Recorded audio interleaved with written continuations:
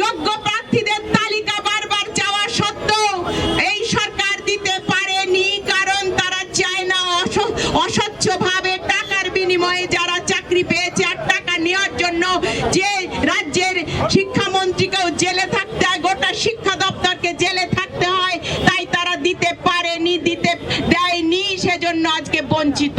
আর বঞ্চিত হওয়ার কারণে গণতান্ত্রিক পদ্ধতিতে তারা তাদের দাবি নিয়ে স্বচ্ছভাবে যারা চাকরি পেয়েছে যোগ্য প্রার্থীরা তারা যেভাবে আন্দোলনে নেমেছে, এটাই তো গণতান্ত্রিক পদ্ধতি।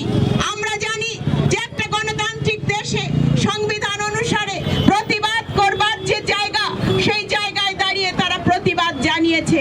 আর সেই প্রতিবাদকে স্তব্ধ করে দেওয়ার জন্য একটা অপদার্থ রাজ্য সরকার রাষ্ট্রীয় সন্ত্রাস চালিয়ে তাদের উপরে শিক্ষকরা যারা দেশ গঠন করে, যারা মানুষ গড়ার কারিগর, তাদের উপরে যে নির্মমভাবে তাদের অত্যাচার করেছে। আজকে সেই 2016 থেকে 25 সাল তারা কেউ সংসার করেছে, ব্যাংকে লোন নিয়েছে, বাড়ি করেছে, ছেলেপুলে হয়েছে, আজকে কোন জায়গায় যাবে?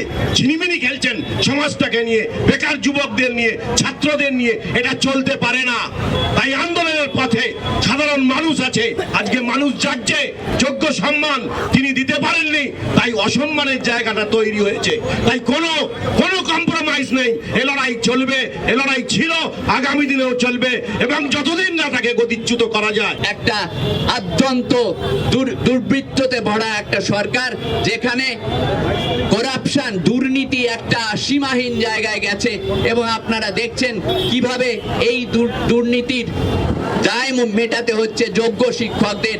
তারা এইভাবে বৎসরাধিক কাল ধরে আন্দোলন করছেন এবং তাদের চাকরি ফিরে পাওয়ার কোনো নিশ্চয়তা নেই। আমি খালি আপনাদের স্মরণ করিয়ে দিচ্ছি যে এর অব্যবহিত আগে এই শিক্ষাঙ্গনে একজন পড়ুয়া ডাক্তার, তাকে কিভাবে এই আরজিকর মেডিকেল কলেজে নৃশংসভাবে খুন করা হয়েছিল। সব হয়েছে এই মমতা ব্যানার্জির সরকারে। এবং এই একটা অবিচার, এই একটা দুর্নীতি, একটা অত্যাচার, নৃশংসতার কোনো বিচার হয়নি। এর বিচার আদালত নিশ্চয়ই করবে, কিন্তু সব থেকে বিচারের দিন এগিয়ে আসছে। আগামী নির্বাচনে এই স্বৈরাচারী আদ্যন্ত দুর্নীতিতে ভরা দুর্বৃত্তদের সরকারকে ছুঁড়ে ফেলতে হবে। এই শপথ নিলে তবেই আমরা এই যোগ্য শিক্ষকদের চাকরি ফিরিয়ে দেওয়ার আন্দোলনকে একটা জায়গায় পৌঁছে দিতে পারবো।